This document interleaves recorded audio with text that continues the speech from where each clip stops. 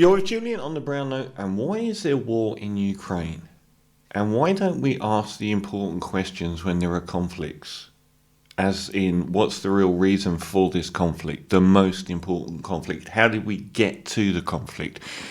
Never let anyone tell you that you should only focus on the conflict. There is this enormous push when things like the war in Ukraine happen to only focus on what's going on the ground, but you owe it to what's going on the ground to ask yourself how we got here, so we don't repeat those problems. But there is this push to be in the moment. Look after the refugees, look after the people that are suffering, never ask any questions. And I'm seeing more propaganda from the West on this war than I did in the Iraq war.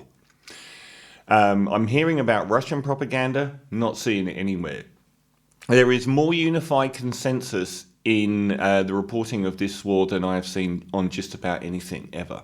There was much more criticism aimed at the wars in Afghanistan and Iraq in our media than I'm seeing about this one. So why is there a war in Afghanistan?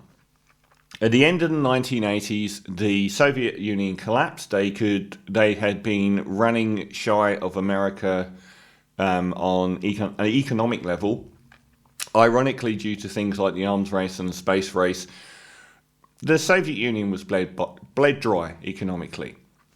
And then we had all these massive changes at the end of the 80s, the collapse of the Soviet Union, all of the satellite countries around from Kazakhstan to Northern Europe, they all became independent countries. This was one of the most important moments in world history, and it was an opportunity for a lasting global peace. And America, Britain and France all agreed with Russia. Russia was offering a new peace that would have been lasting, and it was based on one thing. They said, we don't mind Germany being reunified, even though Germany had slaughtered millions of Russians and had come up. Basically, World War I was really about Germany trying to go after Russia before Russia became too big. So they were terrified of Germany, and they said, we can reunify Germany, and the only caveat is that we don't want NATO to move 1 inch closer to Russia. All those satellite countries, there's about 13 of them in the eastern side of Europe, have all become NATO countries now. Britain, France and America all agreed that that would never happen. What happened was a military industrial complex of mainly America, but also places like the UK, saw one of the most lucrative business offers in history, and that was to turn all of those satellite countries into NATO countries. Not for geopolitical reasons, because it would have been a much safer world had that not happened, but because each time one of those countries became a NATO country, they sold it billions in weapons. They had to upgrade all of their militaries to meet NATO standards and to be compatible with NATO standards. So they spent the next 20 years selling these people trillions of dollars of weapons. Our lasting global peace was destroyed by the military-industrial complex wanting to make money. And then you move forward to around 2008. Ukraine and Belarus are about the last man standing in Eastern Europe that haven't flipped. And because Obama realized it was so dangerous, he stopped selling weapons to Ukraine because they knew that it would likely lead to Russia invading Ukraine and a potential conflict between America and Russia. But then in 2013, we had this paradigm on the other video about the first one I did about Ukraine, and all these are going to be bite-sized about one issue related to the war. Around 2013, the EU was pressuring Ukraine to accept billions of dollars in loans, like the International Monetary Fund and World Bank do globally, with lots and lots of caveats: giving up your sovereignty, giving up your businesses, changing your economic system. They wouldn't let them raise the minimum wage. They wouldn't let them raise the pension. They wanted them to hike fuel costs 40%. And the president of Ukraine said, get lost. And then he went to Russia, who offered him the same loans, but with a massive reduction in fuel costs. So the West backed a coup and overthrew the democratically elected government of Ukraine in 2013, 2014, and it was a coup, but no one talks about it like it was a coup. It was a democratic elected government that was overthrown. The West were very on board, painting it to be freedom fighters, but really it was all about ensuring that Ukraine gave up a lot for billions in EU loans. And then there was a push to make them a NATO country and to have, with him pummeling arms in them. Donald Trump started the arms trade back with Ukraine and Biden continued it, and that has led to this. That's why we're at war. This is from one of the most esteemed journalists in the world, Chris Hedges, and it's the best thing I've read about explaining what's happened in Ukraine. Chris Hedges is a multi-decade ex-New York Times journalist, Pulitzer Prize winner, who went off and became a much more polemic activist journalist years and years ago. One of the best in the world, certainly not a lefty either. He's a Presbyterian minister. Chris Hedges. I was in Eastern Europe in 1989 reporting on the revolutions that overthrew the ossified communist dictatorships that led to the collapse of the Soviet Union. NATO, with the breakup of the Soviet Empire, became obsolete. Imagine that. NATO was obsolete. Imagine how much money wouldn't be spent on arms. President Gorbachev reached out to Washington and Europe to build a new security pact that would include Russia. Secretary of State James Baker in the Reagan administration, along with the West German foreign minister, assured the Soviet leader that if Germany was unified, NATO would not be extended beyond the new borders. The commitment not to expand NATO, also made by Great Britain and France, appeared to herald a new global order. We saw the peace dividend dangle before us, the promise that the massive expenditures on weapons that characterised the Cold War would be converted into expenditures on social programs and infrastructures that had long been neglected to feed the insatiable appetite of the military. There was a near universal understanding among diplomats and political leaders at the time that any attempt to expand NATO was foolish and unwarranted provocation against Russia that would obliterate the ties and bonds that happily emerged at the end of the Cold War. How naive we were. The war industry didn't intend to shrink its power or profits. It set out almost immediately to recruit former communist bloc countries into the European Union and NATO.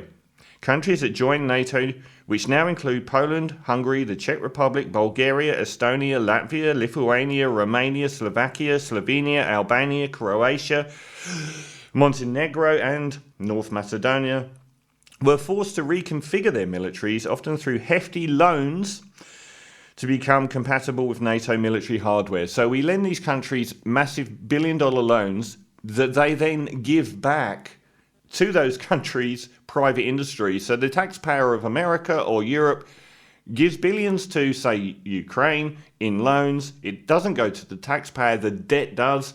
The money goes back to the American company selling them weapons. It's one of the great global cons, the transfer of taxpayer dollars and debt to private companies selling weapons. There would be no peace dividend. The expansion of NATO swiftly became a multi-billion-dollar bonanza for the corporations that have profited from the Cold War. Poland, for example, just agreed to spend $6 billion on M1 Abraham tanks and other US military equipment. If Russia wouldn't acquiesce to again being the enemy, and this is another point, have you not realised that how Russia has now been painted the enemy again? At the end of the Cold War, Russia was the enemy no more, so we had Islamic fundamentalism. Saddam Hussein was the enemy, Afghanistan was the enemy, Osama was the enemy. We created all our new enemies. They're gone. So we've got Russia again. And here we are on the brink of another Cold War, one only the war industry will profit from. As W.H. Jordan wrote, the little children die in the streets. The consequences of pushing NATO up to the borders with Russia. There's now a NATO missile base in Poland 100 miles from the Russian border, were well known to policymakers, yet they did it anyway. It made no geopolitical sense, but it made commercial sense. War, after all, is a business. It's why we spent 2 decades in Afghanistan, although there was near universal consensus after a few years of fighting that we had waded into a quagmire we'd never win. In a classified diplomatic cable obtained and released by WikiLeaks, dated Feb 1st, 2008, written from Moscow and addressed to the Joint Chiefs of Staff, NATO, European Union Cooperative, National Security Council, Russia Political Collective, Secretary of Defense, Secretary of State, there was an unequivocal understanding that expanding NATO risked an eventual conflict with Russia, especially over Ukraine.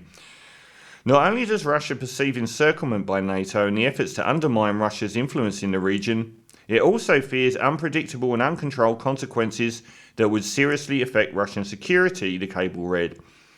Experts tell us that Russia is particularly worried that the strong divisions in Ukraine over NATO membership, with much of the ethnic Russian community against membership, could lead to a major split involving violence or at worst civil war. Now, when do you hear about the fact that half of Ukraine is pro-Russian and half is pro-Europe, and that this current course of events could have led to civil war inside Ukraine? It's never been mentioned. Russia would have to decide whether to intervene in such a civil war, a decision Russia does not want to face. The Dmitry Trenin, deputy director of the Carnegie Moscow Center, expressed concern Ukraine was, in the long term, the most potentially destabilizing factor in US-Russian relations. Given the level of emotion and neuralgia triggered by its quest for NATO membership, because membership remained divisive in Ukraine, it created an open for Russian interventionism. Trenin expressed concern elements within the Russian establishment will be encouraged to meddle, stimulating US overt encouragement of opposing political forces and leaving the US and Russia in a confrontation.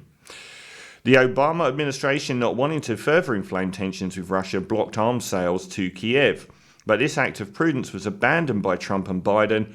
Weapons from the US and Great Britain are pouring into the Ukraine, part of a $1.5 billion in promised military aid.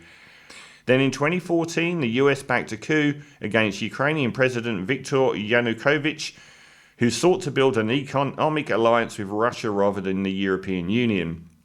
Of course, once integrated into the European Union, as seen in the rest of Eastern Europe, the next step is integration into NATO. Russia, spooked by the coup, alarmed at the overtures of the EU and NATO, annexed Crimea, largely Russian, and that led to the death spiral, this conflict becoming unstoppable. The war state needs enemies to sustain itself. When an enemy can't be found, it's manufactured. Putin has become, in the words of Senator Angus King, the new Hitler, out to grab Ukraine and the rest of Eastern Europe. The full-throated cries for war, echoed shamelessly by the press, are justified by the draining conflict of historical context. By elevating ourselves as the saviours and whoever we oppose, from Saddam Hussein to Putin as a new Nazi leader. I don't know how this will end up. We must remember, as Putin reminded us, Russia is a nuclear power. We must remember that once you open Pandora's box, it unleashes dark and murderous forces no one can control. The tragedy is that there was never any dispute about how the war would start. That's Chris Hedges, a very long piece, but a very worthwhile one, in how inevitable all of this was. Why was this war? Money from weapons manufacturers selling weapons to Eastern Europe since the early 1990s, even though that would one day lead to war with Russia in Ukraine, which has been inevitable for a very long time. So we should always ask why.